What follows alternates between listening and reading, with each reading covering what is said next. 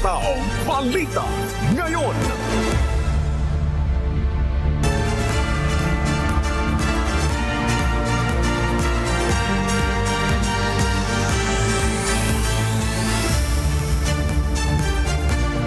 Magandang umaga, Luzon, Visayas, Mindanao at sa buong mundo.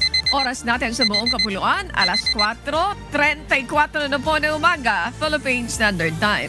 Ako po si Annie Rentoy. Ngayon po araw ng Biyernes, ika-20 sa buwan ng Marso taong 2026. Tayo po ay sabayang napapakinggan sa Radyo La Verdad 1350, ang UNTV Radio. Ako po inyong amigo, Sherwin Kulubong.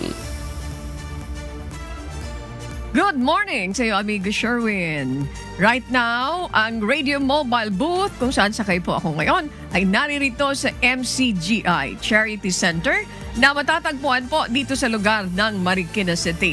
Ating mga kababayan, makikita natin unti-unti na po yung ating mga kababayan na mag-avail mamaya ng libreng serbisyong medikal dito po sa MCGI Charity Center ay unti-unti na pong dumarating.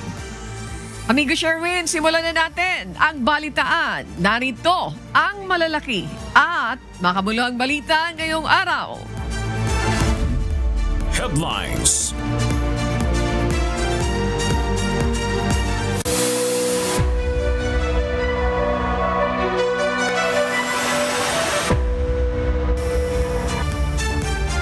Itutuloy muli ngayong araw, March 20, ng Grupong Piston ang kani-kanilang malawakang transport strike bilang protesta sa patuloy na pagtaas ng presyo ng mga produktong petrolyo.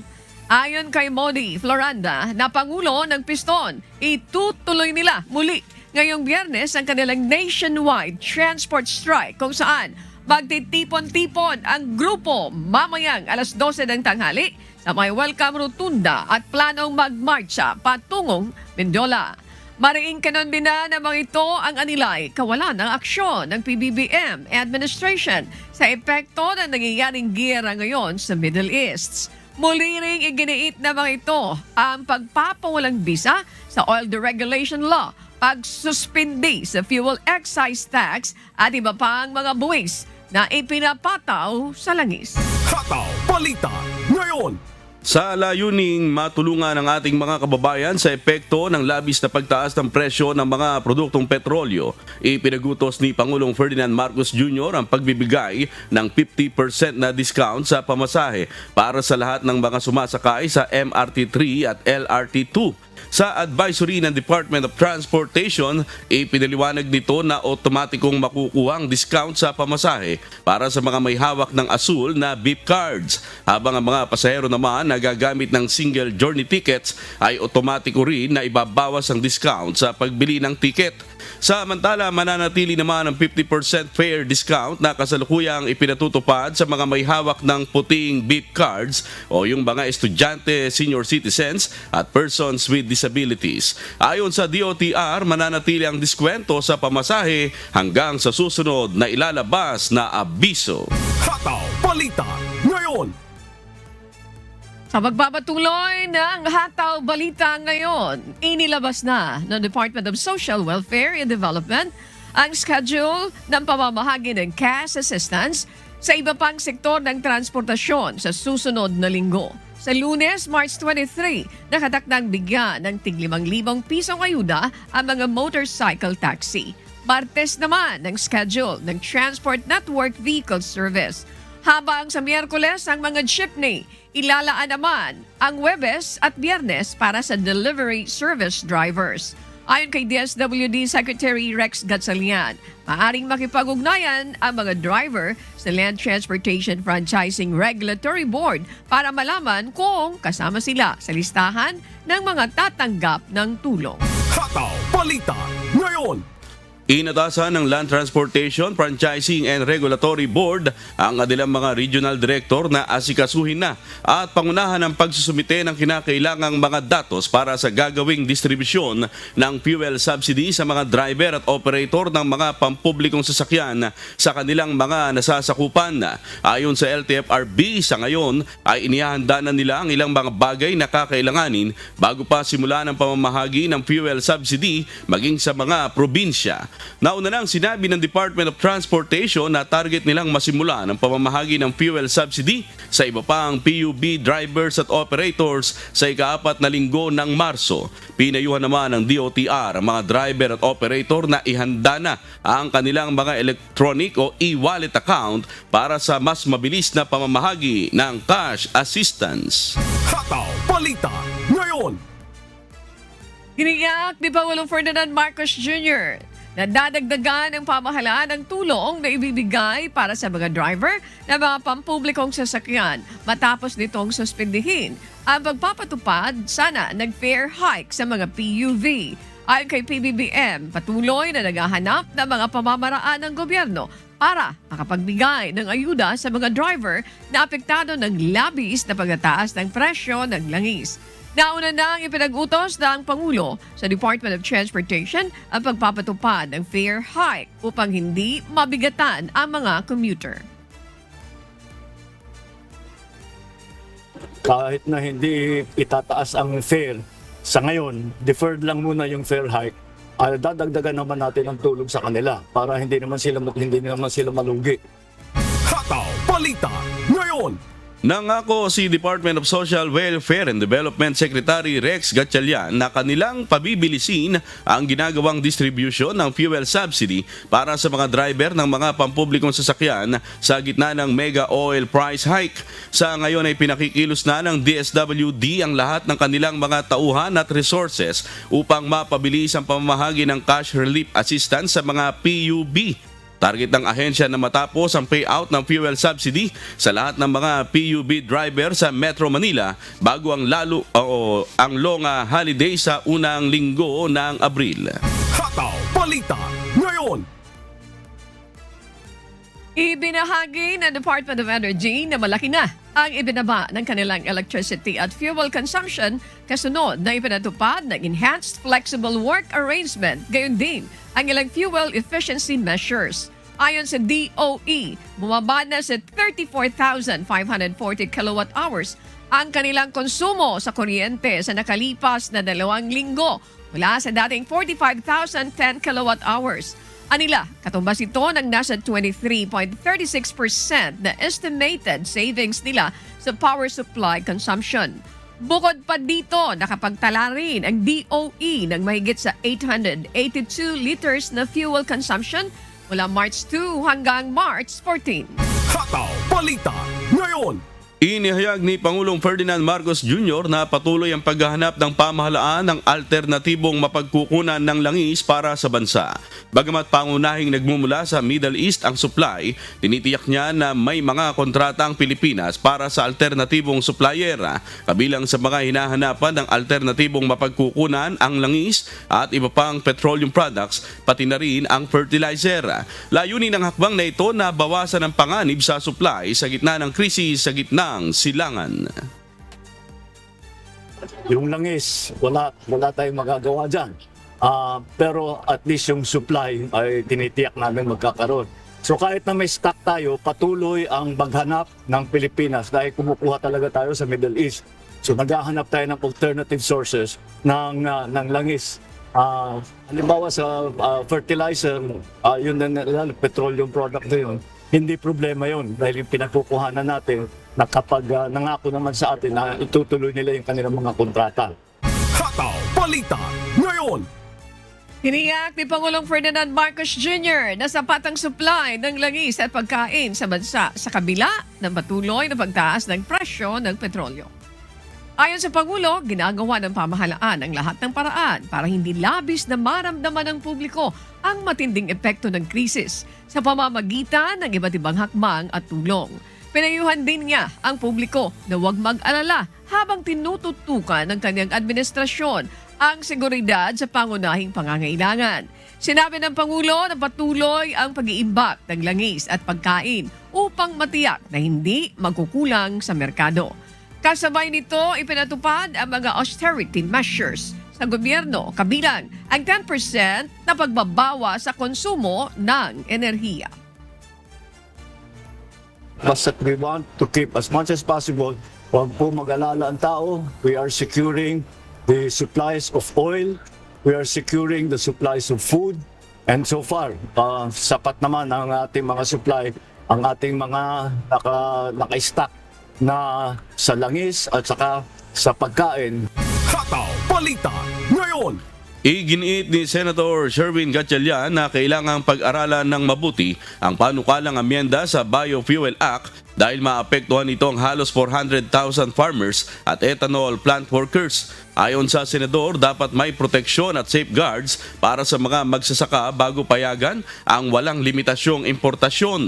Kinumpirma niya na kailangang matiyak kung bababa ang presyo ng krudo sa pamamagitan ng biofuels import. Bukas naman anyang Senado sa posibilidad ng special session kung makikitang makikinabang ang consumers sa panukala. Well, kailangan pang pag-aralan ng mabuti dahil almost 400,000 farmers as well as mga processing plant workers ng ethanol ang maapektuhan kung papayagan mag-import. So, kailangan masigurado natin na yung mga farmers natin, 400,000 ay meron silang protection and safeguards. At kailangan rin pag-aralan kung tunay na bababa yung presyo. Dahil yung biofuels, pag nag-import ka, may blend rin siya no? So, kailangan ma-compute mabuti kung talagang bababa yung presyo. So, marami pang pag-aaral na kailangan. Ipinaliwanag naman ni Senate President Vicente Soto III na kailangang tiyakin na hindi maapektuhan ang ibang industriya habang sinosolusyonan ang krisis sa langis. Hataw Balita ngayon. Bigo ang Senado na maaprubahan sa third reading ang amyenda sa Biofuels Acts of 2006. Ito ay sa kabila ng pag-certify dito ni Pangulong Ferdinand Marcos Jr. bilang urgent. Ang panukala ay magbibigay ng kapangyarihan sa Pangulo sa importasyon ng biofuels tuwing tumataas ang presyo ng produkto. Sa ngayon, ang Pilipinas ay gumagamit ng locally produced biofuels bilang additive sa gasolina at diesel. Paliwanag ni Senate Majority Leader Juan Miguel Zubiri, nag-aalala ang mga mambabata sa epekto nito sa coconut at sugar farmers pati na sa ethanol at biodiesel producers. Our colleagues, particularly the minority and some members of the majority, wanted a longer discussion on the floor. So hindi talaga kaya ng one day lamang.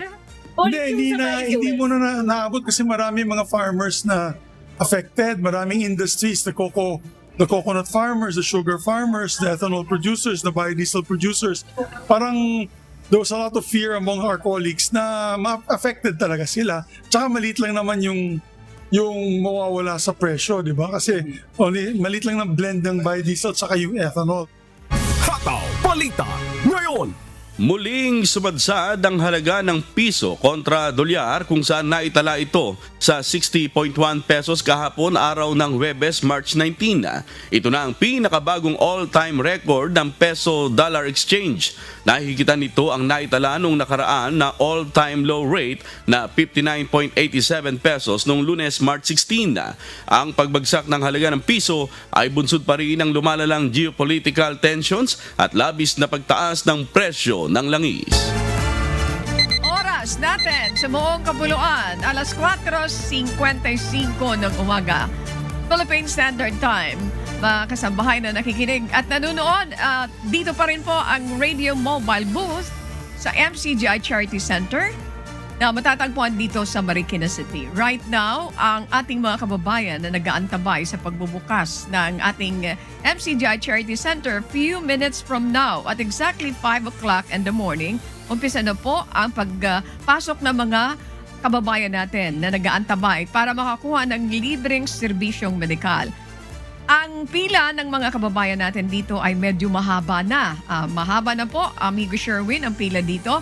Sila ay mag-a-avail. Ano ba yung mga services na pwede nilang ma-avail ngayong araw na ito? Ito, mayroon po tayong medical adult consultation, mayroon po tayong pedio consultation, Mayroon din dental consultation, which is very important para dun sa ating mga kababayan na mayroon pong mga sumasakit sa kanilang mga ngipin. Mayroon din opta para dun sa mata. Mayroon din po OBGYN, OB-GYN. At doon naman sa may mga problema sa kanilang mga tainga, mga lalamunan, mayroon po rin tayo ditong ENT. At syempre, mayroon din general surgical consultation doon sa ating mga kababayan. Habol na po kayo dito sa mga nakikinig at nanonood. Ulitin po namin, libre po ang consultation, libre po ang pagpapacheck up dito sa MCGI Charity Center at libre din po yung mga pagkain ng ating mga kababayan. At syempre, kung mayroon po mga libreng gamot na nagtatanong sa ating mga kababayan, mayroon po ba? Mayroon po. At kung yan po ay available dito, agad-agad po ipagbibigay yan doon sa ating mga kababayan na nagpapakonsulta dito at the same time nagpapacheck up. At pag sinabi ng doktor na itong kailangan gamot at available po yan dito sa MCGI Charity Center, pati po gamot ay libre din. At syempre sa pagpapatuloy ng ating mga balita ngayong umaga, sa Hataw Balita ngayon, National News.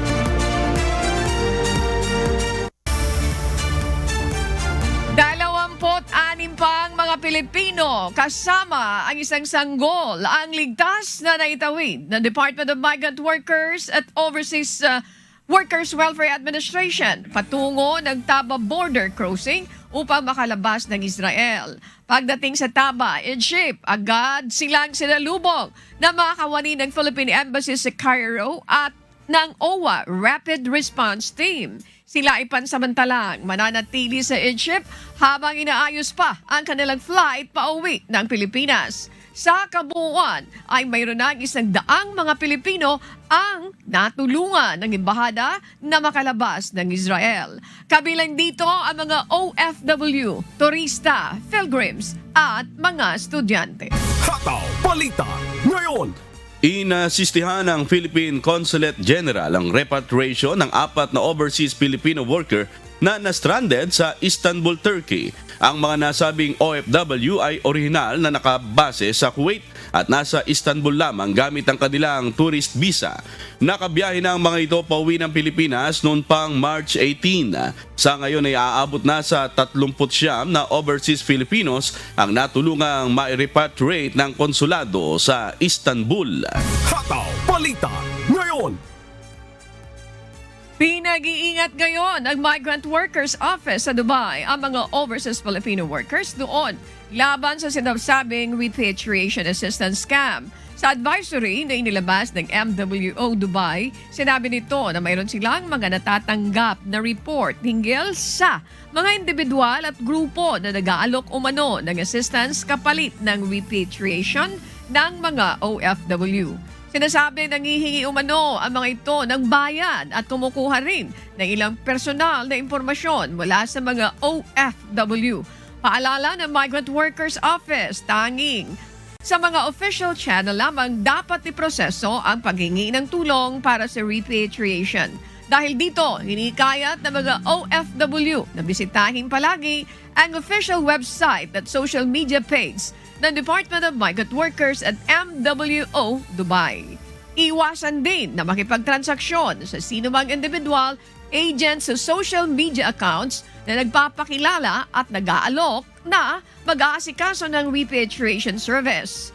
Payo ng mga otoridad, wag na magbibigay ng mga personal na impormasyon, pati na ang pagpapadala ng pera sa mga unverified sources. Para sa kompletong detalye, maaaring bisitahin ang official Facebook page ng MWO Dubai. Hataw Balita ngayon.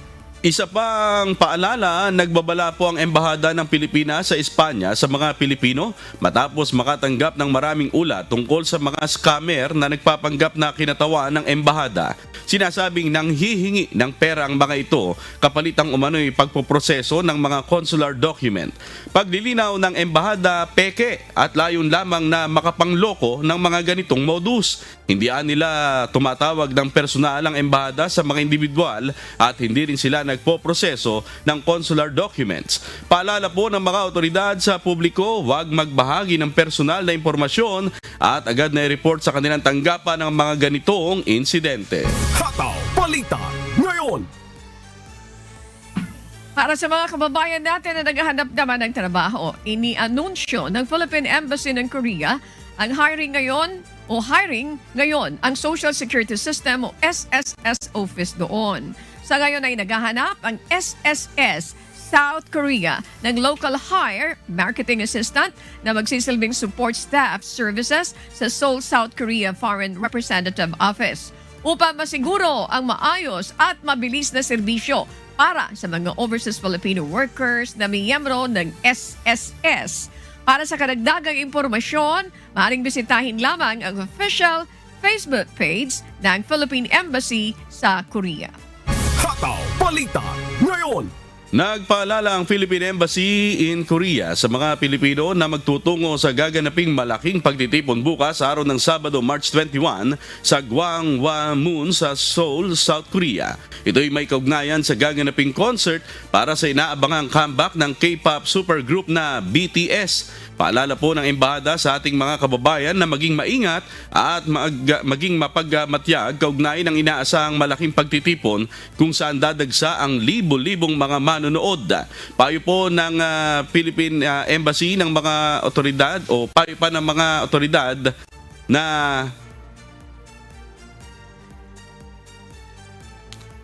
tiyaking naka-fully charge ang kanilang cellphone at iba pang gadgets bago umalis ng kanilang bahay o tinutuluyan.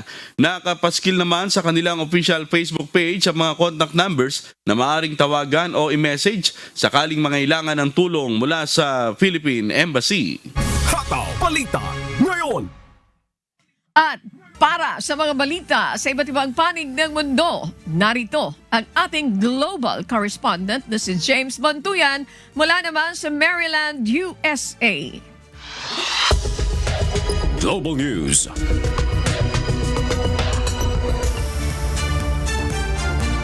Magandang umaga sa inyo, Ani at Sherwin, at sa lahat ng ating mga kababayan sa buong mundo.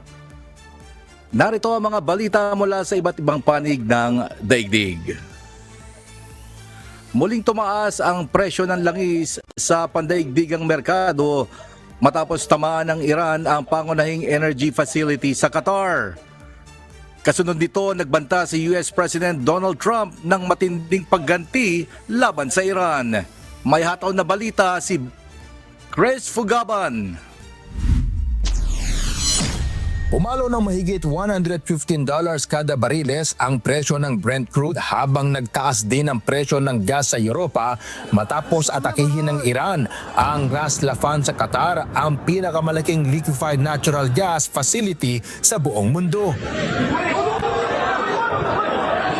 Ayon sa mga ulat, nagdulot ng malawakang pinsala at sunog ang missile strike sa naturang pasilidad na itinuturing na kritikal sa supply ng enerhiya sa buong mundo. Bunsod nito, binangangambahan ang posibleng kakulangan ng langis at gas. Bukod sa Qatar, nakaranas din ng pag-atake ang mga oil refinery sa Saudi Arabia at Kuwait na lalo pang nagpalala sa pangamba sa global energy supply.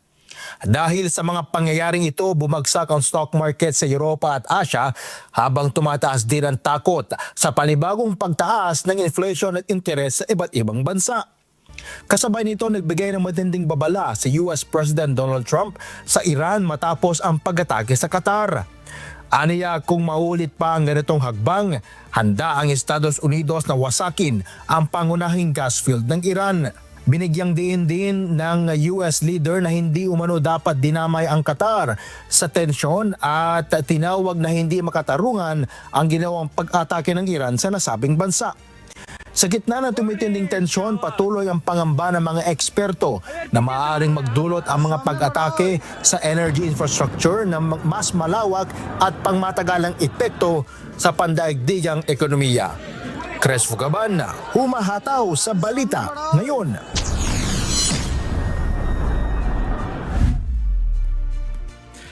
Natiling buo ngunit humina ang pamahalaan ng Iran. Ayon sa pinakabagong assessment ng US intelligence, iginiit din ito kasama ng CIA na may imminent threat ang Iran sa Estados Unidos na nagresulta sa desisyon ni Trump na atakihin ito. Narito ang umahataw na balita. Sa pagdinig sa Kongreso, sinabi ni Tulsi Gabbard, ang kasalukuyang intelligence chief ng Estados Unidos, na nangangasiwa sa buong intelligence community na nananatiling intact ang liderato ng Iran sa kabila ng matinding pag-atake ng US at Israel. Gayunman, malaki na ang ibinagsak ng kakayahang militar at strategic position nito kasunod ng mga opensiba mula sa dalawang bansa. Ipinaliwanag ni Gabbard na bagamat nananatili ang pamahalaan ng Iran, malubha na ang pinsalang tinamo nito matapos ang serye ng airstrikes at pag-target sa kanilang mga opisyal, dahilan upang humina ang kanilang kakayahang maglunsad ng malawakang operasyon. The IC assesses the regime in Iran appears to be intact but largely degraded due to attacks on its leadership and military capabilities. Its conventional military power projection capabilities have largely been destroyed, leaving limited options. Iran's strategic position has been significantly degraded. Kasabay nito, nananatiling sentro ng diskusyon kung may agarang banta nga ba ang Iran bago magsimula ang digmaan. Bagamat may ilang opisyal na naniniwalang may imminent threat ang Tehran, hindi ito malinaw na kinumpirma ng buong intelligence community. Ipinunto rin na ang pagtukoy kung may agarang banta ay nasa pagpapasya ng Pangulo na naging batayan ng aksyon ng Estados Unidos laban sa Iran. Sa kabila ng pinsalang tinamo, nagbabala ang US intelligence na hindi pa tapos ang banta mula sa Iran dahil maaari nitong subukang makabawi at muling palakasin ang kanilang kakayahang militar at nuclear program sa inaharap. The intelligence community assessed that Iran maintained the intention to rebuild and to continue to grow their nuclear enrichment capability. Ayon sa assessment, maaaring magsimula ang Iran ng pangmatagalang plano upang muling itayo ang kanilang missile systems, drones at iba pang sandata matapos ang pagkawasak dulot ng digmaan. James Montuyan, humahataw sa balita ngayon.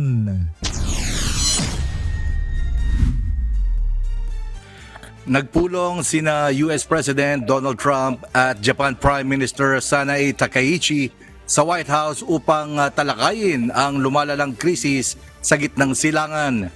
Sentro ng kanilang pag-uusap ang seguridad sa Strait of Hormuz at ang epekto nito sa pandaigdigang supply ng enerhiya. May hataw na balita si Joan Nano.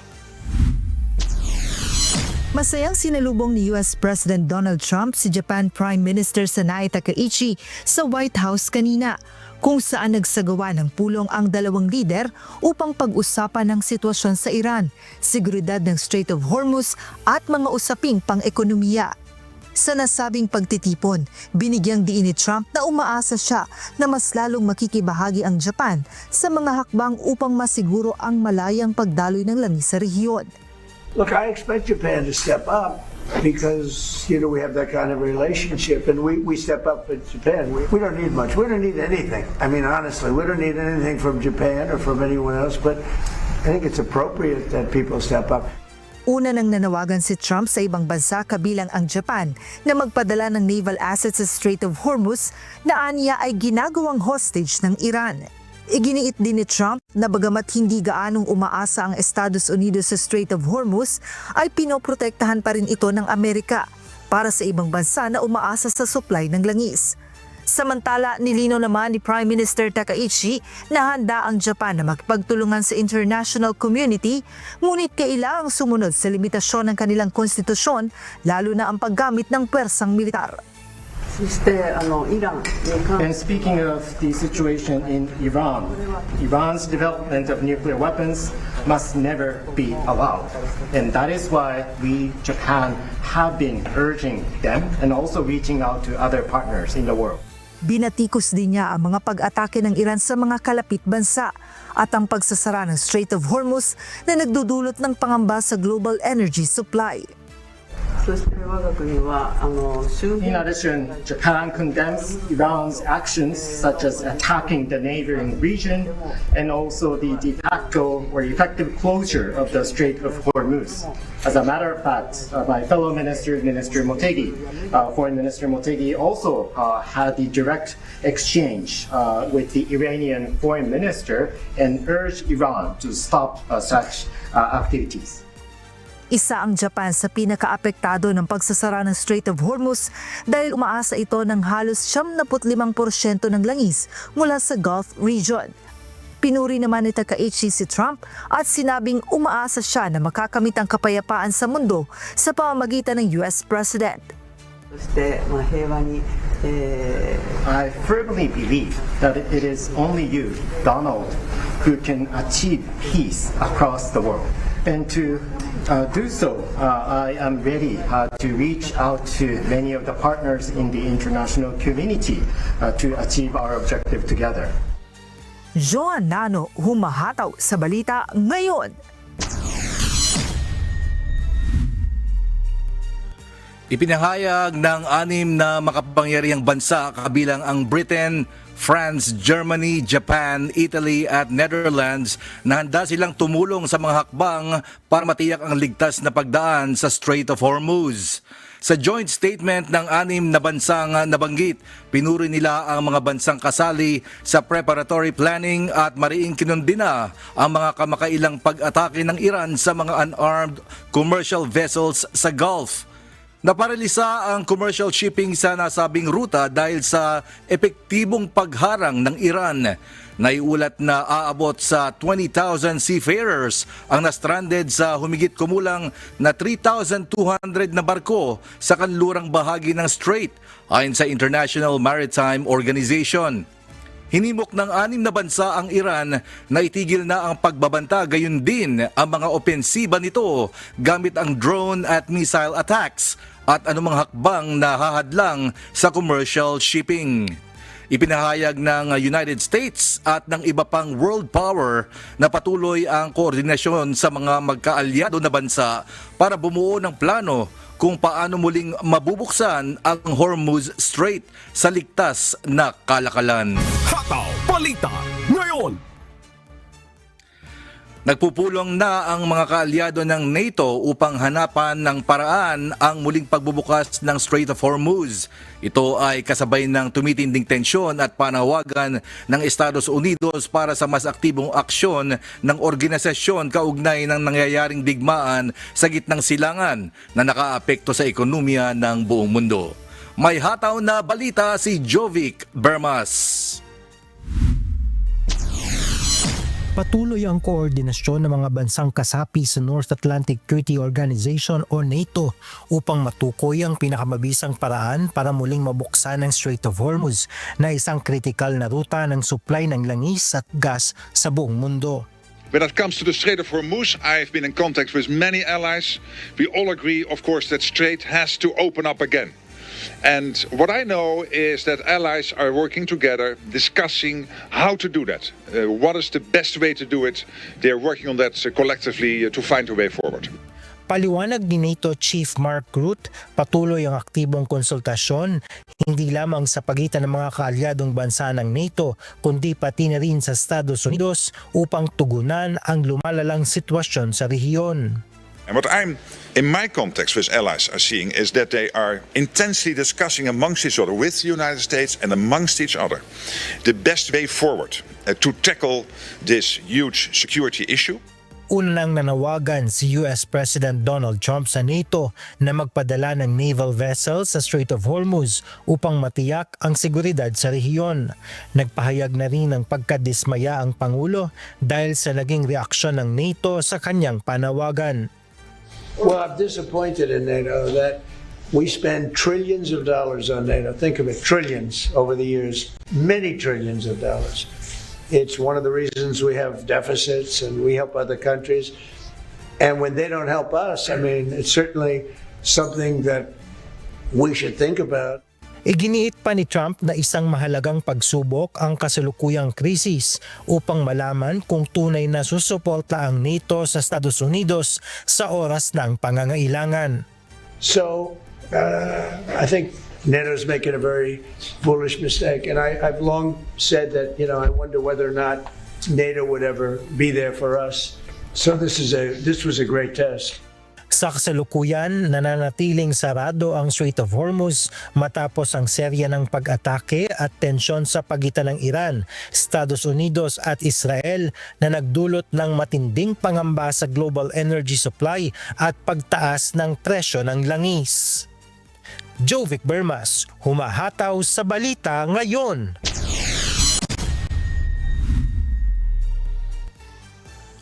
Nagdudulot ng kakulangan sa helium ang tensyon sa gitnang silangan o dahil sa tensyon sa gitnang silangan dahil sa digmaan sa Iran na maaaring magpabagal sa produksyon ng semiconductor sa buong mundo.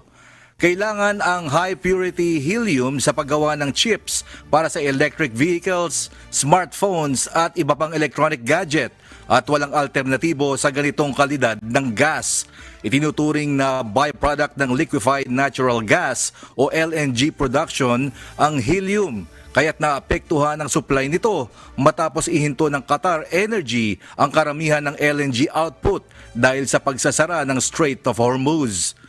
Dahil sa limitadong imbakan at nakatuon sa ilang bansa lamang ang helium reserves, posibleng tumaas ang presyo at makaranas ng kakulangan ang semiconductor industry sa mga susunod na linggo. Hataw Balita ngayon. Humihiling naman ang White House ng karagdagang $200 billion para sa gyera sa Iran. Ayon sa Department of Defense, kailangan ang dagdag na pondo para sa armas at bala, lalo na't marami na ang naipadala sa Ukraine para sa laban kontra sa Russia. Sinabi ni Defense Secretary Pete Hegseth na ang perang hihingin ay para sa mga posibleng hakbang sa hinaharap at para mapanatiling handa ang US forces sa operasyon. Nagkakaroon ng tensyon sa Kongreso sa kabila ng suporta sa defense spending, lalo na't marami sa publiko ang hindi sang-ayon sa gyera sa Iran. Apektado rin ng digmaan ang ekonomiya ng US, kabilang ang pagtaas ng presyo ng langis at epekto sa interest rates. Hataw Balita ngayon. Nilinaw ni Iranian Football Federation President Mehdi Taj na bagamat binuboykot ng Iran ang Estados Unidos, patuloy pa rin silang naghahanda para sa World Cup. Kasalukuyang nakatakda ang mga group matches ng Iran sa US, ngunit nakikipag-ugnayan na sila sa FIFA para sa posibleng relocation ng kanilang laro. Inihayag ni Mexican President Claudia Sheinbaum na handa ang Mexico na mag-host ng mga unang laban ng Iran kung kinakailangan dahil sa tensyon sa gitnang silangan. Nanindigan ang Iran na walang sinuman ang maaaring hadlangan ang kanilang koponan sa World Cup sa kabila ng babala ni US President Donald Trump tungkol sa kaligtasan ng mga manlalaro sa US. Hataw Balita ngayon. Ipinahayag ng Cathay Pacific na pansamantala nitong inihinto ang lahat ng biyahe papunta at mula sa Dubai at Riyadh hanggang katapusan ng Abril dahil sa digmaan sa gitnang silangan. Ayon sa kumpanya, maaaring magkaroon pa ng karagdagang pagbabago sa schedule sa mga susunod na araw. Ngunit walang babayaran ang mga pasahero para sa rebooking, rerouting o refund. Ngayong buwan ay dumoble na ang fuel surcharges sa karamihan ng kanilang ruta dahil sa pagtaas ng presyo ng langis na dulot ng tensyon sa Middle East. Nagdagdag rin ang Cathay ng extra flights papuntang Europa. Kasabay ito ng tumataas na demand sa long-haul routes bilang alternatibo sa mga rutang apektado ng Middle Eastern hubs. Hataw Balita ngayon. Ipinahayag ng China na handa silang makipagtulungan sa mga bansa sa Southeast Asia upang tugunan ang mga problema sa enerhiya na dulot ng digmaan sa Iran. Ayon sa Chinese Foreign Ministry, ang pakikipag-ugnayan nila sa mga bansa sa Timog Silangang Asya ay makapagbibigay ginhawa sa mahigit 700 milyong mamamayan ng rehiyon, lalo na sa mga bansang umaasa sa langis. Binigyan din ito ang pagpapalakas sa koordinasyon at kooperasyon upang matiyak ang seguridad sa enerhiya sa gitna ng kakulangan at pagtaas ng presyo. Hataw Balita ngayon. Umakyat na sa 27 ang mga kaso ng meningitis sa Kent, United Kingdom, kung saan 2 na ang kumpirmadong nasawi. Ayon sa UK Health Security Agency, itinuturing na unprecedented ang bilis ng pagkalat ng outbreak. May umahataw na balita si Val Onia.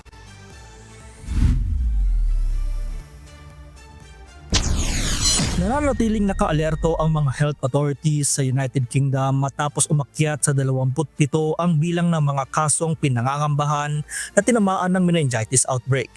Sa bilang na ito, 15 na ang tinukoy na kumpirmadong kaso habang 12 ang patuloy pang sinusuri. 2 na ang nasawi sa outbreak. Isang 21 anyos na estudyante mula sa University of Kent at isang 18 anyos na estudyante sa Kent na kapwa kabilang sa mga unang naiulat na kaso.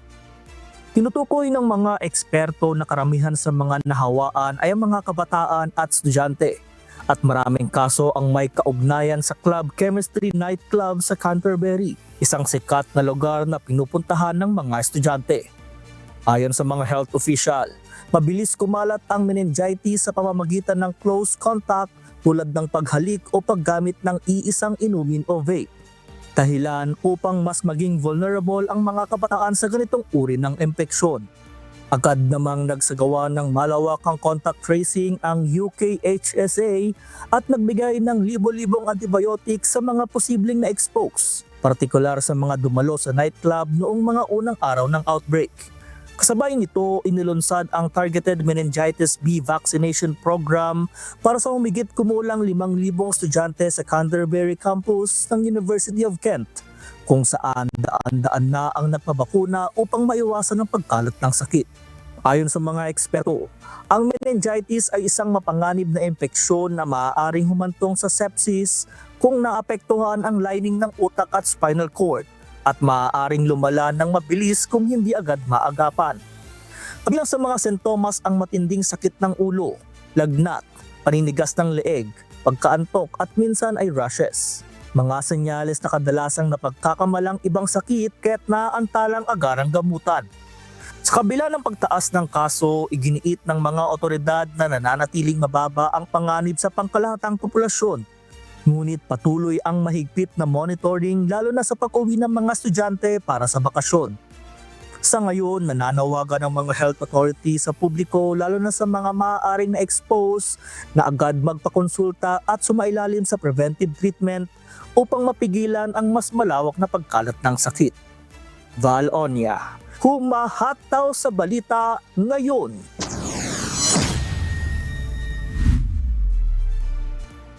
Dumadami pa ang mga namumuhunang Taiwanese sa Pilipinas ngayon ayon sa tala ng pamahalaan. Bunga ito ng patuloy na paghikayat sa mga dayuhan na mag-invest sa bansa. May humahataw na balita si Amiel Pascual. Muling nagsagawa ng isang investment forum ang Pilipinas sa Taiwan upang hikayatin ng mas maraming Taiwanese investors na magnegosyo sa bansa. Isinagawa ang Philippine Investment Forum 2026 sa Taipei noong Martes, March 17. Dinaluhan ito ng mga kinatawan mula sa private corporations, financial institutions at academic organizations sa pangunguna ng Manila Economic and Cultural Office o MECO at ng Philippine Trade and Investment Center sa Taipei. Kabilang sa mga sektor na posibleng paglaanan ng pamumuno ng mga foreign investors, semiconductor, infrastructure, digital transformation at artificial intelligence. Tinalakay sa forum ang kahandaan ng Filipino workforce, partikular ang dual training system na layong palakasin ang kasanayan ng mga manggagawang Pilipino upang makasabay sa pandaigdigang kompetisyon. Ayon sa pamahalaan, inaasahang lalo pang mapapalakas ang ugnayan ng Pilipinas sa Taiwan sa pamamagitan ng Luzon Economic Corridor at New Southbound Policy na maaaring magbunga ng mas patatag at sustainable na industrial growth. Samantala, sinabi ng Philippine Economic Zone Authority o PEZA na patuloy ang pagtaas ng bilang ng mga Taiwanese investors sa bansa. Patuloy umano ng matagumpay na investment promotion efforts ng pamahalaan. Because of our aggressive campaign to do an investment mission in Taiwan, at least we get to travel 2 to 3 times a year, investment mission in Taiwan. Our data on Taiwanese investments in the Philippines, particularly in the economic zones, is increasing. In fact, to date, we have 71 Taiwanese companies already. And last year, out of our missions to Taiwan, we were able to get 5 new ones and 2 expansion by existing locator companies in the ecozones. Nagtapos ang forum sa isang business-to-business networking session dalangin pag-unayin ng mga potential investor at partner mula sa Taiwan at Pilipinas. Amiel Pascual, umahataw sa balita ngayon.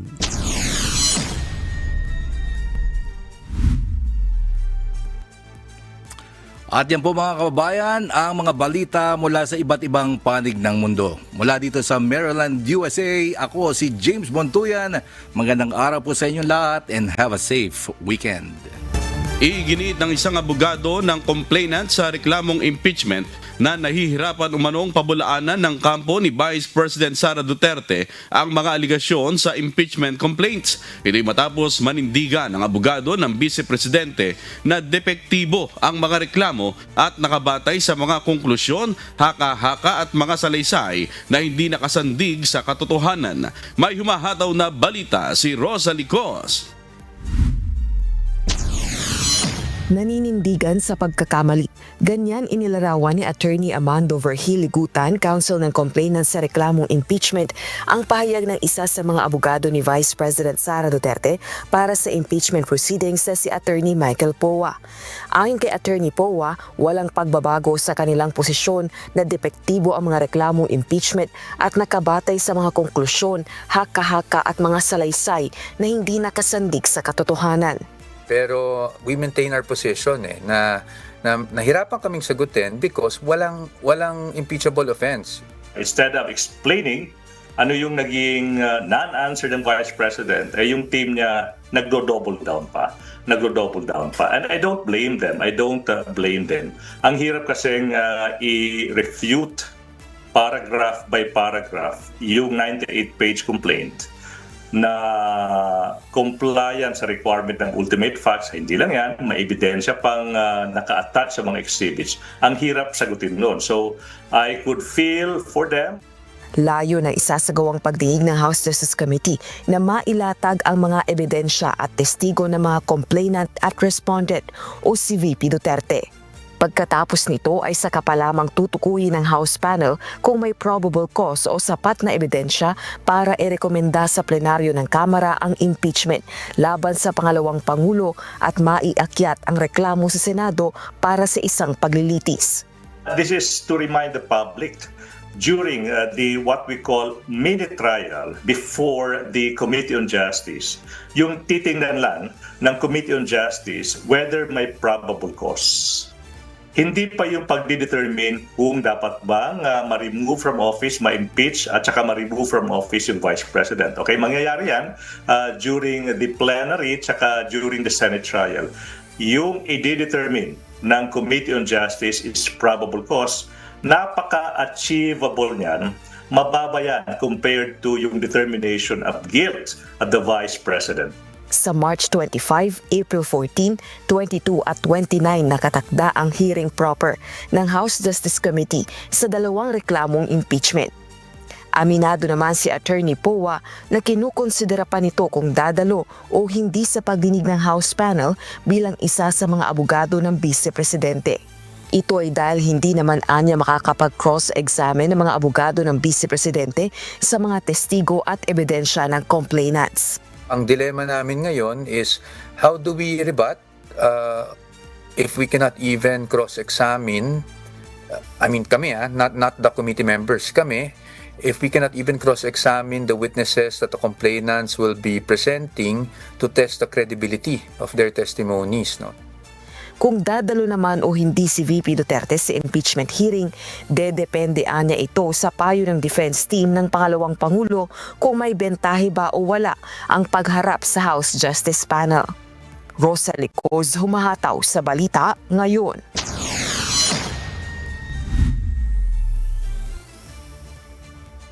Pinatapos na lang ng Independent Commission for Infrastructure o ICI ang ilang administrative work na kailangan nilang magawa bago ang kanilang huling araw sa March 31. Kaugnay nito, unti na rin nilang ibinibigay sa mga kaukulang ahensya ang mga impormasyon at bagay na nakalap sa ilang buwan ng kanilang pagtatrabaho. May humahataw na balita si Jed Neresina. Papalapit na ang huling araw ng Independent Commission for Infrastructure o ICI. Dahil dito, ayon kay ICI Special Advisor Rodolfo Azurin Jr., tuloy-tuloy ang pakikipagpulong ng komisyon sa kanilang partner agencies para tapusin ang mga nakabinbing trabaho bago ang nakatakdang pagtatapos ng operasyon nito sa March 31. Kabilang na aniya rito ang pagtutok ngayon ng ICI sa Technical Working Group para sa asset recovery na pinamumunuan ng Cybercrime Investigation and Coordinating Center. Bukod dito, ayon pa kay Retired General Azurin, sa ngayon halos lahat na ng mga dokumento ay naisumite na sa Office of the Ombudsman para sa kaukulang aksyon. Samantala, hinggil naman aniya sa mga nakumpiskang sasakyan, nakatakda ng ilipat sa Bureau of Customs ang mga unit na nakuha mula kay dating Congressman Zaldico sa pamamagitan ng search warrant. Bagamat pansamantalang nanatili ang mga ito sa ICI compound para sa safekeeping. Binigyang diin ni Azurin na nasa ilalim na ng legal na kustodiya ng BOC ang mga naturang sasakyan simula pa ng makumpiska ang mga ito. Bukod pa rito, ang luxury cars naman na isinuko ni dating Department of Public Works and Highways Bulacan 1st District Assistant District Engineer Bryce Hernandez. Kabilang ang isang Lamborghini Urus at GMC. Ito-turn over ang mga ito sa mga kaukulang ahensyang may hawak ng kanyang kaso. Para naman sa iba pang mga sasakyan, kabilang ang isang kontrobersyal na Ferrari Roma. Ang PNP Highway Patrol Group muna ayon kay Azurin ang kukuha ng kustodiya habang kasalukuyan pang biniberipika ang tunay na pagmamay-ari ng mga ito. Sa huli nagpaabot ng hiling ang ICI Special Advisor sa ibang mga ahensya ng gobyerno na bigyan ng pagkakataon at tanggapin ang mga empleyado ng ICI dahil aniya sa pinamalas nilang galing at dedikasyon sa trabaho sa gitna ng mga limitasyon. Jed Neresina, humahataw sa balita ngayon.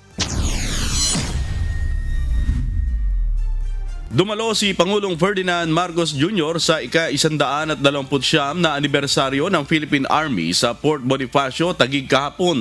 Kinilala niya ang sakripisyo at mahalagang papel ng mga sundalo sa pagpapanatili ng kapayapaan at kaayusan sa bansa. Binigyang diin ng Pangulo ang kahalagahan ng patuloy na pagtataguyod ng tagumpay laban sa insurhensya at iba pang banta. Hinikayat din niya ang mas matibay na koordinasyon sa mga ahensya ng pamahalaan upang epektibong matugunan ang mga bagong hamon sa seguridad.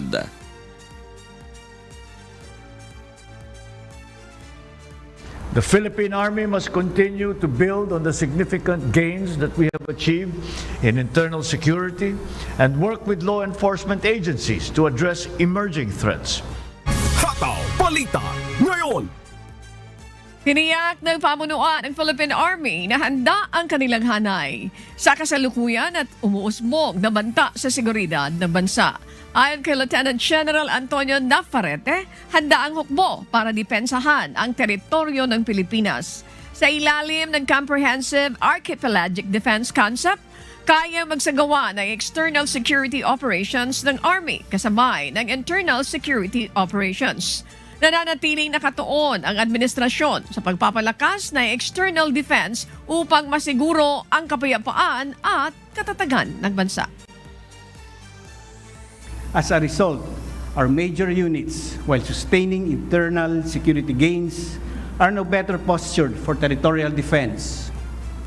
Guided by our comprehensive archipelagic defense concept, every unit stands ready to defend the nation against external threats and actions that undermine our peace and stability. Hataw Balita ngayon. Itinanggi ng Armed Forces of the Philippines at Department of National Defense ang aligasyon ng kudeta sa bansa. Ayon kay Colonel Francel Margaret Padilla, walang third force sa AFP at hindi nila pinapansin ang hindi beripikadong mga social media narratives. Pinananatili ng AFP ang pagiging unified at disciplined institution alinsunod sa konstitusyon at chain of command. We have already spoken clearly on this matter. There is no third force within the AFP. We do not validate, nor do we dignify itong unverified social media narratives na to. Ayon naman kay Defense Secretary Gilberto Teodoro Jr., kung may aligasyon, dapat isumite ang affidavit sa tamang otoridad para maimbestigahan ng maayos. Inihayag nila na ang anumang usap-usapan tungkol sa kudita ay pawang haka-haka lamang at hindi nakabase sa katotohanan. Wala. As responsible citizens, why don't they execute the proper affidavit and file it with the law enforcement and prosecutorial officials so it can be investigated properly? Hataw Balita ngayon. Naglabas ng advisory ang Philippine Statistics Authority kung saan pinag-iingat ang publiko laban sa mga individual na nagpapakilalang mga empleyado ng PSA at nag-aalok ng assistance para makakuha ng national ID gamit ang mga fake email at video calls. Ayon sa PSA, karaniwan umano nagpapadala ng email ang mga ito gamit ang pangalang PSA Support Team at mayroon subject headers na National ID Update and Confirmation. Habang may iba naman ang gumagamit ng video calls sa pamamagitan ng Google Meet at ginigiit ang pagpapadownload ng isang mobile application na kahawig ng eGov PH app. Paglilinaw ng PSA, peke at hindi otorisado ang naturang email at video calls. Paalala ng ahensya sa publiko, maging mapanuri at laging i-check ang mga detalye sa official website at social media pages ng PSA. Hataw Balita ngayon. Samantala, nais pong ipabatid ng Department of Social Welfare and Development o DSWD na mananatiling bukas ngayong Biyernes, March 20, ang kanilang Commonwealth Satellite Office para lamang sa mga kliyenteng may kumpirmadong schedule ngayong araw. Para naman po sa mga walk-in clients, ayon sa DSWD, maaaring bumalik na lamang sa kanilang tanggapan sa araw ng Lunes, March 23 o sa mga susunod na araw. Humiling naman ng pangunawa ang DSWD sa ating mga kababayan. Regional News. Sa pagpapatuloy ng Hataw Balita ngayon, mas mabilis na construction ng mga silid-aralan ang inaasahan sa paggamit ng prefabricated classrooms ng pamahalaan. Ito ang isa sa binigyan diin ni Pangulong Ferdinand Marcos Jr. sa pagbisita nito sa Mariveles, Bataan kahapon.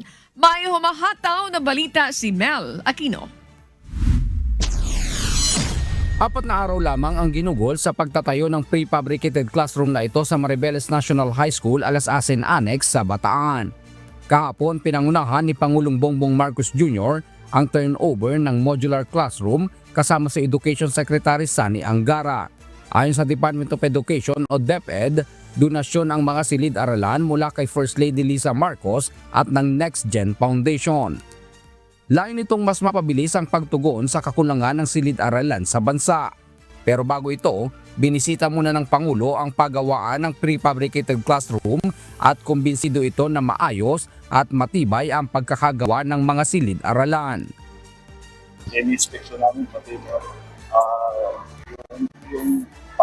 yung kanilang manufacturing na ito at saka maganda ito because ang design nito ay mas matibay ito hanggang sa lindol 8, up to level 8 na kaya niyang mas ma-withstand sa sa bagyo 300 kilometers per hour of wind is rated for that with a 20-year warranty. So it's better design at saka mas mabilis ang production. So that's what we are looking at today. Sa loob ng bagong silid-aralan ay may maayos na comfort room, ceiling fan at mga upuan na kayang maglaman ng higit sa 30 estudyante. Magiging malaking tulong naman ito sa paaralan pagdating sa susunod na pasukan. Sa kasalukuyan ay may 28 silid-aralan ng eskwelahan at nananatiling sapat ang mga ito para sa mga mag-aaral. Subalit sa pagpasok ng susunod na school year ay magkakaroon sila ng shortage na 5 classroom. Kaya't malaking tulong ang nasabing prefabricated classroom na ibinigay sa kanila. May nakinumahataw sa balita ngayon. Tumanggap ng mga makabagong kagamitan ng Philippine Coast Guard sa Bataan na magagamit sakaling magkaroon ng oil spill. Sa Catbalogan, Samar naman, mahigit 200 mga dating rebelde ang nagnanais na mabigyan ng amnesty at makabalik na sa normal na pamumuhay. Samantala, isang joint meeting ang idinaos sa lalawigan ng Tawi-Tawi na naglalayong mapalakas ang koordinasyon ng mga ahensya ng pamahalaan sa pagpapanatili ng kapayapaan. Si Alan Manansala, humahataw. Sa Luzon, pinalakas ang coastal surveillance at maritime response sa Bataan matapos mag-turn over ang Department of Environment and Natural Resources o DENR ng monitoring boat at oil spill containment equipment. Kabilang sa donasyon ang isang 108 linear meter oil spill boom at isang monitoring boat na may 40 horsepower outboard motor. Gagamitin ang mga kagamitan ng Coast Guard Substation Bataan para sa maritime patrol, search and rescue operations at pagmomonitor ng mga daluyan ng tubig.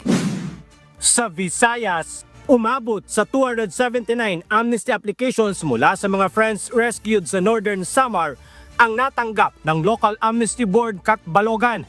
Voluntaryo ang pag-apply sa amnesty program na naglalayong bigyan ng pagkakataon ang mga aplikante na maisaayos ang kanilang mga nakaraang issue sa mga otoridad at makapagsimula ng panibagong buhay. Kapag naaprubahan ang kanilang mga aplikasyon, magkakaroon ang mga ito ng legal na katayuan na naaayon sa batas sa pamamagitan ng kooperasyon sa halip na parusa. At sa Mindanao, naidaos ang first quarter joint meeting ng Regional Peace and Order Council at ng Bangsamoro Disaster Risk Reduction and Management Council, kung saan kabilang sa mga tinalakay sa pulong ang mga update sa mga kamakailang insidente ng pamamaril at ambush, mga matagumpay na drug raid operations, recruitment efforts at mga akbang sa pagresponde sa mga insidente sa dagat at mga sunog. Tinutukan din ng konseho ang pagbuo ng Regional Risk Communication Plan, mga panukalang early flood warning systems at ang posibleng epekto ng patuloy na airstrikes sa Middle East. Layunin ng pulong na mapalakas ang koordinasyon ng mga ahensya sa pagpapanatili ng kapayapaan, kaayusan at kahandaan sa mga sakuna sa rehiyon. Alan Manansala, humahataw sa balita ngayon.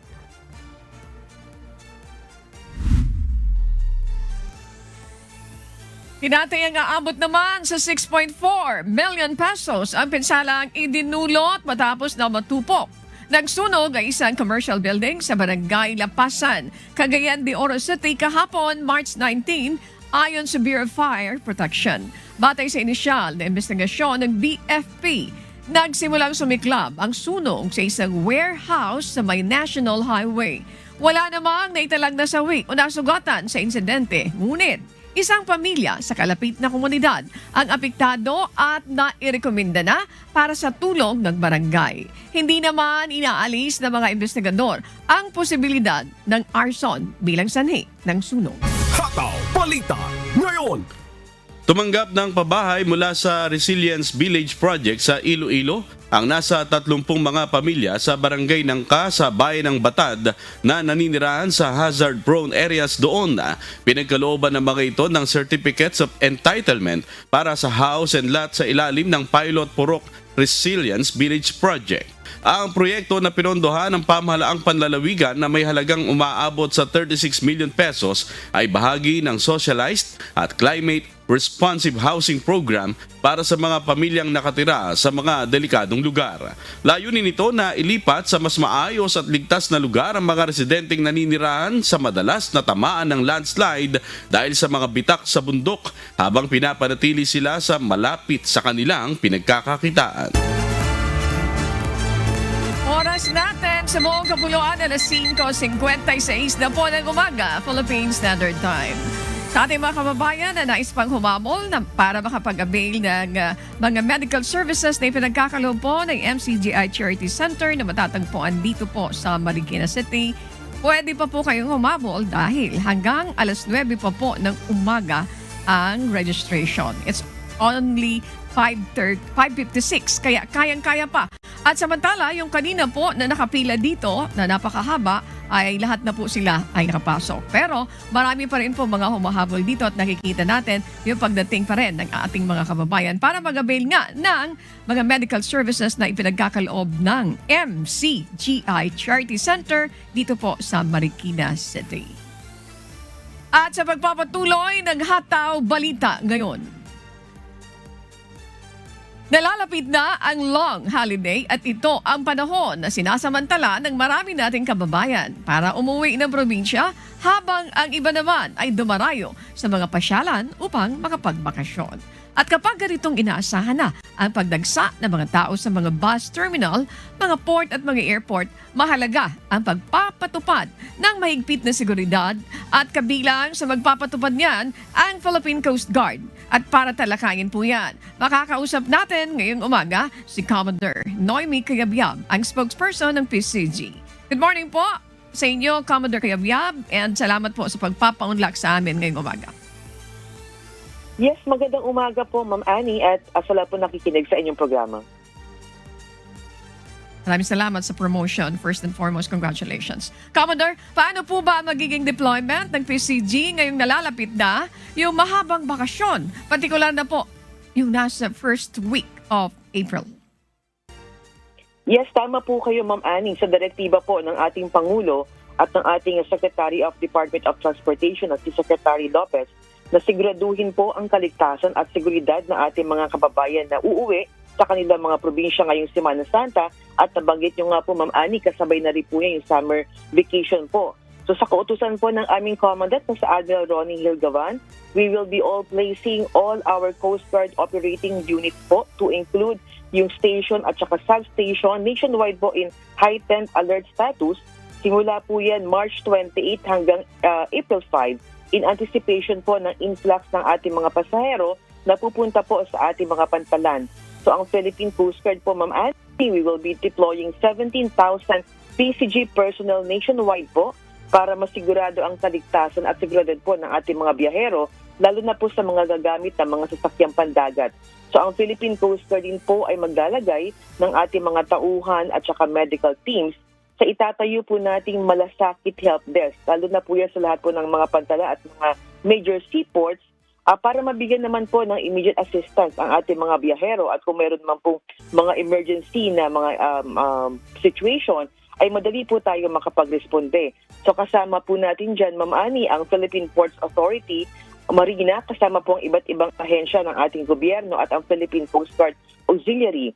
At para masigurado rin po ang seguridad sa ating mga pantalan, ay we will also be deploying yung ating mga Coast Guard K9 dogs po dyan para maiwasan po yung pagsakay at ng mga pinagbabawal na mga items katulad po ng mga flammable and explosives. Kaya atin po pinapaalalahan ng ating mga kababayan na iwasan po ang magdala ng mga ganung bagay at para masigurado na rin po ang kaligtasan po yan sa kanilang mga biyahe. At of course po, Ma'am Annie, we will be strengthening yung pagkakandak ng ating pre-departure inspection sa lahat po ng barko na aalis po sa bawat pantalan at wala po tayong ia-allow na mga pasahero na sasakay po sa barko na wala po sa manifesto at sobra po sa dineklarang kapasidad ng barko at of course, yung overloading po ng ating mga kargamento. And tayo rin po ay magsasagawa ng 24/7 monitoring ng ating mga pasahero sa lahat po ng barko at mga pantalan po. And of course, magkakandak rin po tayo ng ating seaborne patrol sa lahat po ng mga beaches and island resorts po nationwide para masigurado po na ang makikita po ang presensya ng ating mga Coast Guard personnel in case na magkakaroon po ng immediate response sa mga maritime incidents na ito. So yan po ang naging direktiba sa atin para masigurado po ang kaligtasan po ng lahat po ng ating mga kababayan na uuwi sa kanilang mga probinsya. Okay. you made mention about the 17,000 personnel o mga PCG po na i-deploy. Saan ang magiging focus po itong deployment? Kasama din po ba yung mga pag-visit, pag-inspect doon sa mga barko? And of course, doon sa mga kababayan naman natin na makakatanggap ng mga information o kaya halimbawa ng mga suspicious na mga makita nila na hindi ka nais-nais, yung mga galaw, behavior, saan sila po pwede na mag-coordinate po, Commodore Noemi? Yes, tama po kayo, Ma'am Annie. So, etong 17,000 na ito, nationwide po yan, simula Luzon hanggang Mindanao po yan. So, ang ating pong tututukan dito is yung ating po mga regional districts, stations, and substations po. Nationwide po yan. So, again, we are also requesting the cooperation po, Ma'am Annie, ng ating mga kababayan po na maging vigilant at kung meron po silang makikita na mga suspicious na mga galaw or mga items, ay i-report po kaagad sa Philippine Coast Guard. Tayo po ay magkakaroon ng help desk sa lahat po ng pantalan na kung saan pwede po silang i-assess or pwede po silang mag-report ng mga nabanggit po ninyo na mga hindi ka nais-nais po na sitwasyon or mga bagay po. Okay. Ma'am, yung response ng PCG sakaling, let's say for example, may mga matatanggap na mga maritime incident, ano yung pamamaraan ng communication nila? Pagtawag, ano po, pwede pa natin ma-emphasize yung bagay na yan? Yes, tama po kayo, Ma'am Annie. Una-una doon sa mga Coast Guard stations po natin, maglalagay po tayo ng mga tarpaulin dyan, magpapakalat po tayo ng mga details kung saan pwede po nila malaman yung ating mga numbers po. But anyway, I could give Ma'am Annie yung number po ng ating Philippine Coast Guard. No? So ito po yung 0966-217-9610 and 0969-641-8964. Subukod pa po yan sa makakita po at malalaman po nila mga cellphone numbers sa lahat po ng help desk po sa lahat po ng ating pantalan. Okay. Mayroon tayong issue tungkol doon sa fuel increase. Ano po? Mayroon pa ba kayo? Ano sa pagtantya ninyo, ma'am? Inaasahan nyo pa rin ba na marami pa rin nagdadagsa ng mga kababayan natin na pupunta din, uuwi sa kanilang mga probinsya? And at the same time, yung pupunta din sa mga beaches. Kasama rin ba ito doon sa mga focus of attention po ninyo? At ano yung mga paalala nyo sa kanila, sa mga kababayan natin? Like also yung mga mag-swimming, yung mag-spend ng mga long holidays sa mga probinsya. Ma'am Annie, last year of same season, we were able to record a total of 3 million inbound and outbound passengers. So yan po ang inaasahan natin ngayong taon or posible pa pong madagdagan yan. Again, depende po yan sa panahon po natin. Kung wala po tayong magiging weather disturbance, pwede pong lumaki yan. So ang nakita po natin last year na area na medyo malaki po ang ating na-cater is ang Southern Tagalog, Cebu, at saka Western Visayas. Although nabanggit ko po kanina, lahat po ng ating operating units ay heightened alert status, pero tututukan po natin itong mga area na ito dahil last year, yan po yung medyo malaki na italang number po ng pasahero. At last year din po, ang nakita po nating incident na medyo malaki or significant is yung drowning incident. Kaya ang ating pong paalala sa ating pong mga kababayan dyan ay wag po tayo mag-engage into any water activities kung tayo po ay nakainom ng alak at palagi po nating babantayan ang ating mga anak kung ito man po ay dalangoy para maiwasan po ang anumang insidente. Ay natanong niyo po kanina about doon sa fuel na pagtaas po ngayon ng presyo. Again, pagdating po sa operations po ng Philippine Coast Guard, ibig sabihin po niyan sa search and rescue, security patrol, and even yung law enforcement operations po natin, patuloy po ang isasagawa po natin mga patrol at operasyon po dyan. Although meron po tayong isinasagawang pagtitipid ngayon pagdating po sa fuel just to sustain the operations of all our vessels, even yung air and floating assets po, siguro magbabawas lang po tayo sa mga administrative na mga activities po natin. But definitely, we will be sustaining lahat po ng ating seaborne and even yung airborne operations po ng Philippine Coast Guard. Okay, this time, Commodore, nasa inyo po ang pagkakataon para sa inyong final message. Please go ahead. Yes, ang ating pong paalala, Ma'am Annie, sa lahat po ng ating mga kababayan na uuwi po sa kanilang mga probinsya, ay bumili po tayo ng maaga ng ating ticket at pumunta po tayo ng maaga sa mga pantalan kasi lahat po ng ating pasahero at kargamento ay dadaan po sa masusing inspeksyon sa layered inspection po natin. Again, nabanggit ko po kayo na wag po tayo magdadala ng mga prohibited items katulad po ng mga flammable or explosives bago po tayo pumunta sa padahan para hindi naman po maantala ang ating mga biyahe. At sa mga sasakay naman po ng mga maliliit na sasakyang pandagat katulad po ng mga motor bankers, ay palagi po tayong sumunod sa mga lokal na direktiba, particularly po yung pagsusuot po ng mga life jackets po natin. Maraming salamat po, Commodore Noemi Cayabyab, ang spokesperson ng Philippine Coast Guard. Keep safe. Good morning. Maraming salamat, Ma'am Annie, at magandang umaga po. Weather News. Alamin ang magiging lagay ng panahon sa iba't ibang bahagi ng bansa ngayong araw ng Biyernes, March 20. Panoorin po natin ang update mula sa Pag-asa Weather Forecasting Center. Magandang umaga at happy Friday sa ating lahat. Ito po ang ating latest weather update ngayong Biyernes, March 20, 2026. Nagsisimula na nga pong uminit ang ating panahon, ngunit hindi pa po simula ng tag-init dahil may epekto pa rin ang amihan, lalong-lalo na dito sa may extreme northern Luzon area. Ngunit humihina na nga po ito at napapalitan na ng easterlies o yung hangin galing po sa karagatang Pasipiko na magdadala ng matinding sikat ng araw, lalong-lalo na dito sa nalalaming bahagi ng Luzon, maging sa may Visayas area. Localized thunderstorms naman po ang makakaapekto dito sa may Mindanao. Para sa ating pagtaya ng panahon dito sa Luzon, inaasahan pa rin po natin dito sa may Batanes, Cagayan, Apayao at sa may Ilocos Norte yung bahagyang maulap hanggang sa maulap na panahon na sinamahan pa rin po ng mga isolated light rains dahil po sa amihan. Ngunit sa nalalaming bahagi naman po ng Luzon, inaasahan natin yung mainit at malinsangang panahon kaya't magdala po tayo ng mga payong panangga po sa tinding sikat ng araw and also magdala po tayo ng mga tubig para hindi po tayo ma-dehydrate throughout the day.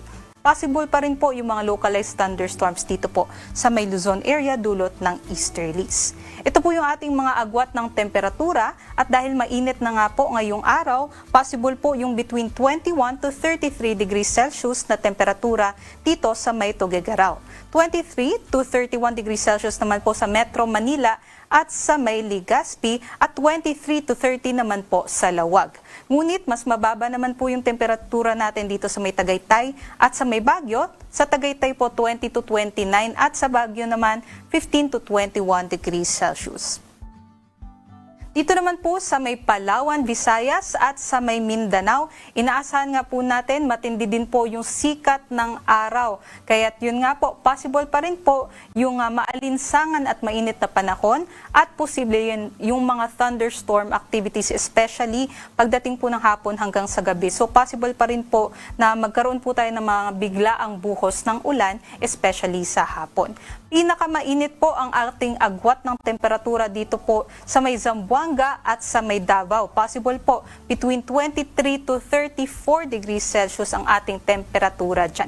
At dito naman po sa may Palawan, Visayas at sa may Northern Mindanao area, possible naman po maglaro yung ating temperatura between 24 to 32 degrees Celsius. Ito po yung mga air temperature lamang. Iba pa po yung damang init o yung heat index. Ito pong heat index ay kombinasyon na ng alinsangan o halumigmig o moisture at pati ng air temperature. Kaya't mas aakyat pa yung damang init natin dito sa may Metro Manila, 33 to 34 degrees Celsius po yung ating na-record kahapon at pinakamataas naman po yung heat index natin sa may Cotabato City, Maguindanao hanggang 40 degrees Celsius po ang kanilang damang init kahapon. Ganon din po ang ating magiging heat index ngayong araw. Kaya't malaking bahagi nga po ng ating bansa, doble ingat dahil yung ganitong mga heat index po ay nasa extreme caution category kung saan possible po yung heat cramps, heat exhaustion at maging heat stroke. Kung magbabad po tayo sa tirik ng araw, lalong-lalo na po sa tanghali hanggang sa hapon, doble ingat po sa ating mga kababayan dyan. Para naman po sa kalagayan ng ating karagatan, wala po tayong gale warning kaya't malayo din po makakapaglayag yung ating mga kababayan. At within the next 4 to 5 days, wala din po tayong nakikita na low pressure area o bagyo na mamumuo sa loob at labas ng ating area of responsibility. Dito po sa Kalakhang, Maynila, ang araw po ay sisikat mamayang 6:01 a.m. at lulubog naman po mamayang 6:07 p.m. Para sa mga karagdagang impormasyon, bisitahin naman po ang ating social media accounts at para sa mas detalyadong impormasyon, bisitahin ang ating website pag-asa.dosc.gov.ph at panahon.gov.ph. Muli, ito po si Lian Loreto. Mag-ingat po ang ating mga kababayan. At napanood po natin ang update mula kay Pag-asa Weather Specialist Lian Loreto. Tandaan, sa bawat araw na ating nasisilayan, tayo magpasalamat sa Diyos na may lalang. Hataw Balita ngayon. Inalis na ng DOST Pag-asa sa listahan ang pangalan ng 7 bagyo na dumaan sa bansa. Ito ang mga pangalang Krising, Emong, Merasol, Nando, Opong, Tino at Uwan. Iyan ang mga pangalan ng mga mapaminsalang bagyo na nalasa sa bansa kung saan umabot na ng nasa 300 mga tao ang naiulat na nasawi o aabot naman sa 10 bilyong piso ang napinsala sa sektor ng agrikultura at infrastruktura. Karaniwang idedecommission o tinatanggal ng Pag-asa sa listahan ang mga pangalan ng mga bagyong mapaminsala at hindi na gagamitin pa sa mga susunod na pagkakataon. Hataw Balita ngayon. Muli nating alamin ang latest sa presyo ng mga pangunahing bilihin. Yan po ang ihatid sa atin ni Mikey Samson live. Live report. Good morning, Mikey. Saang palengke ba kayo nagpunta ngayon? Magandang umaga din sa ating mga kasambahay at nandito nga tayo ngayon sa Marikina Public Market para patuloy na i-update ang ating mga kasambahay sa galaw ng presyo ng mga ating mga pangunahing bilihin. At puntahan natin ang fish store ni Gloria and Linda at kausapin natin ang kanyang nagbabantay doon na si Miss Jocelyn de Assis. Hello po, Ma'am Jocelyn. Nagtitinda pa si Ma'am Jocelyn. Ma'am Jocelyn, pwede ba lang kayo makapanayam sa gilit? 159. Oh, ayun. Hi, Ma'am Jocelyn. Ma'am Jocelyn, kamusta po kayo? Ayos lang. Yan, Ma'am Jocelyn, pwede mo ba kaming i-update, Ma'am Jocelyn, patungkol sa galaw ng presyo ng ating mga isda? Ito po ba ay tumaas o bumaba nitong mga nakaraang araw? Din, mataas ang paninda namin ngayon, mga isda. Kahit anong isda dyan, mataas, pati swahe. Pusit, tumaas din, lumot. Ayan, tumaas po ang ating mga isda. Pero ano po ba ang pwede ninyong i-advise sa ating mga kasambahay patungkol po sa pagtitipid? Bagaman tumataas ng patuloy ang ating mga bilihin, baka meron po kayong tips sa ating mga kasambahay patungkol po sa pagtitipid? Pagtitipid? Siguro po yung budget lang natin yung tama lang na saktong kakainin lang pantanghalian, pangalmusal, pangapunan. Huwag na bumili na sobra-sobra. Kailangan yung sakto lang para hindi masyadong, hindi masayang ba. Kailangan yung bibili natin yung pantama lang sa pamilya. Yan, yung naka-budget, no? Sa bawat oras ng pagkain, ano po. Ma'am, pwede rin po nating sabawan yung ating po mga isda, no? Pwede po natin sabawan para kahit paano makatulong sa ating katawan, na sustansya, gano'n. Para magkasya din hanggang hapunan. Ayan, sana po ay na-take note ng ating mga kasambay. At dito nga po sa fish stall nila Ma'am Jocelyn ay makikita po natin ang kanyang mga paninda. Meron pong suwahe na 140 ang 1/4 na kilo. At sa galunggong naman po, ang fresh galunggong po nila ay nagkakahalaga ng 300 to 340. Ang kanilang salay-salay na fresh din ay nagkakahalaga ng 400. Ang kanilang hasa-hasa ay nagkakahalaga ng 380. Ang kanila namang pong dalagang bukid, nandito sa taas, yan ay nagkakahalaga ng 380 to 400 per ang kilo. Ang kanila pong pampano, yan, yun nandito sa gilid. Ang pampano po nila ay nagkakahalaga ng 400 to 500. At ang bisugo, ito nandito sa gilid. Ayan, ang bisugo ay nagkakahalaga ng 480 ang kilo. At para naman po sa iba pang mga presyo, ng ating mga bilihin ng iba pang isda, gaya ng bangus, yan ay nagkakahalaga ng 300 per kilo. Ang atin pong tilapia ay nagkakahalaga ng 180 per kilo. Ang hasa-hasa ay nagkakahalaga ng 400 per kilo. Ang lapu-lapu ay nagkakahalaga ng 680 per kilo. Ang maya-maya ay nagkakahalaga ng 480 per kilo. At sa gulay naman po, ang repolyo ay nagkakahalaga ng 100 ang bawat kilo. Ang petsa ay nagkakahalaga ng 100 per kilo. Ang talong ay nagkakahalaga ng 150 per kilo. Ang okra ay nagkakahalaga ng 200 per kilo. Ang broccoli ay nagkakahalaga ng 250 per kilo. Ang kamatis ay nagkakahalaga ng 80 per kilo. Ang kalabasa ay nagkakahalaga ng 70 per kilo.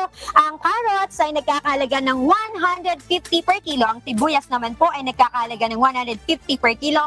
Ang ampalaya ay nagkakahalaga ng 180 per kilo. Ang bawang ay nagkakahalaga ng 180 per kilo.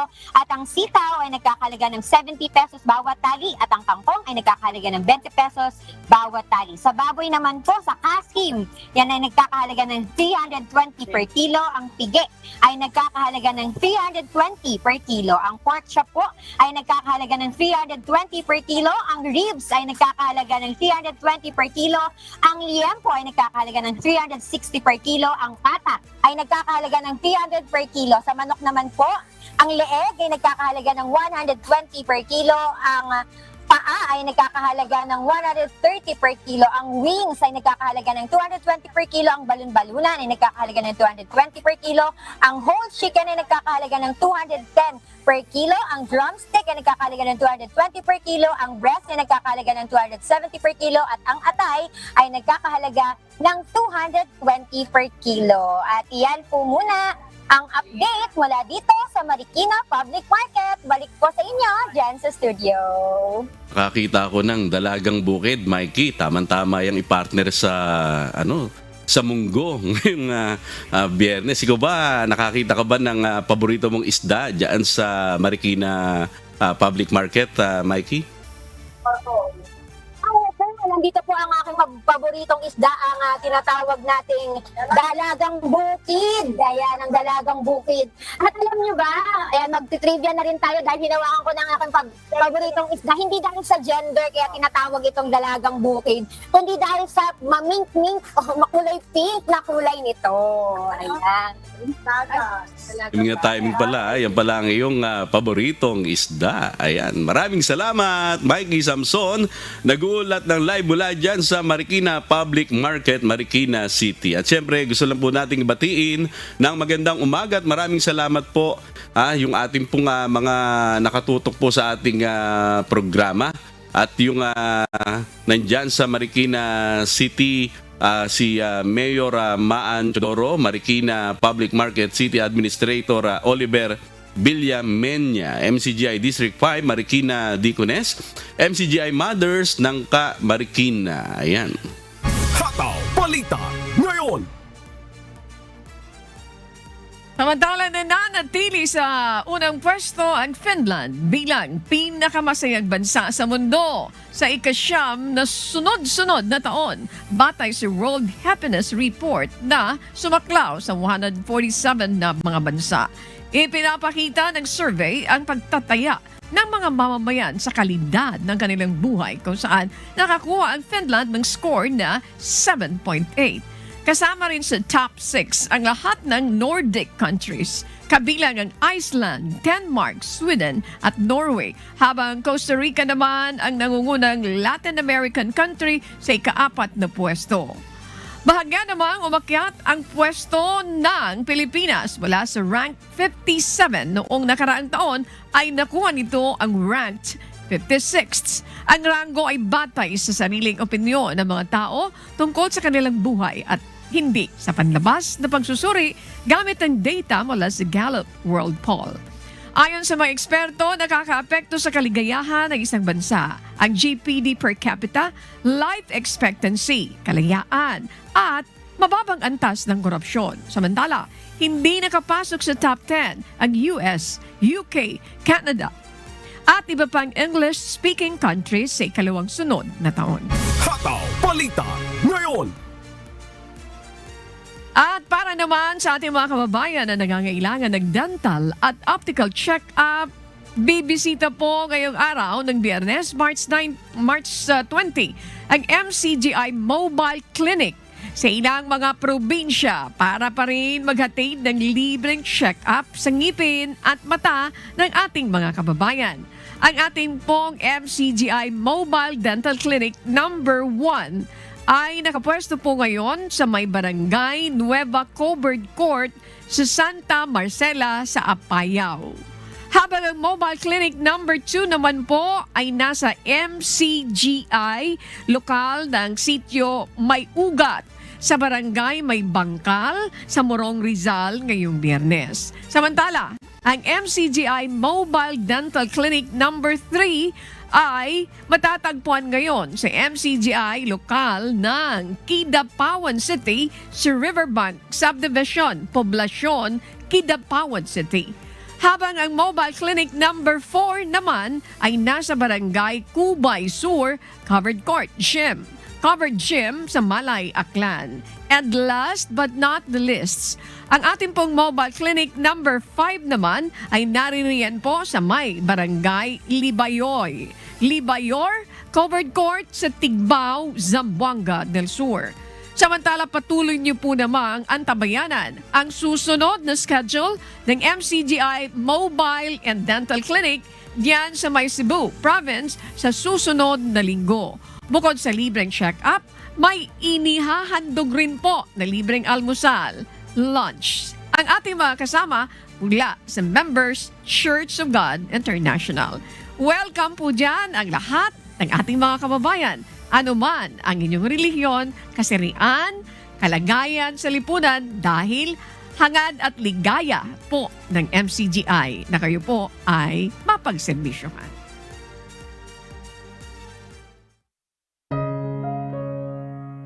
At sa aming ibabahaging mga salita ng Diyos na ating sandigan, mula sa aklat ng Mateo Kapitulo 6, talatang 34 na nagsasabi, "Kaya't huwag ninyong ikabalisa ang sa araw ng bukas, sapagkat ang araw ng bukas ay mababalisa sa kanyang sarili, sukat na sa kaarawan ang kanyang kasamaan."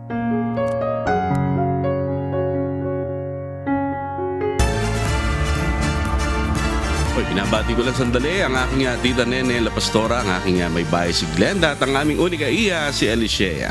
At yan po ang mga umahataw na balita ngayong umaga ng Biyernes, ika-20 sa buwan ng Marso 2026. Ako po inyong amigo, Sherwin Kulubong. Siyempre, babatiin ko muna, amigo Sherwin, ang ating EP. Yan. Joanne Nano, thank you very much sa lahat po ng mga writers natin, Sarah. At syempre, ang ating mga technical directors. Kasama dyan si Carl and si Ron. At kasama rin si Rases and Aljan. Maraming salamat. Josa Ibanez, kasama si Alex at si Paraon. Sa ating team naman dyan sa market, nariyan si Jodren Soriano, Min Desional, at of course, ang ating driver na nagdiriwan ng kanyang kaarawan, si Lito Santos. Maraming salamat, Lito. At ganun din sa lahat ng ating mga kababayan na nanonood at nakikinig. Sa ngalan ng lahat na bumubuo ng UNTV News and Rescue, si Luel, UNTV Radio La Verdad 1350 at ng ating mga correspondent mula sa Pilipinas at sa iba't ibang panig ng mundo. Ako naman po, si Annie Rentoy. At dito sa UNTV at UNTV Radio La Verdad 1350, Diyos ang aming sandigan, serbisyo publiko ang aming pinahalagahan. Standby po, wag bibitaw. Susunod na ang Good Morning Kuya. Salamat sa Diyos at magandang umaga.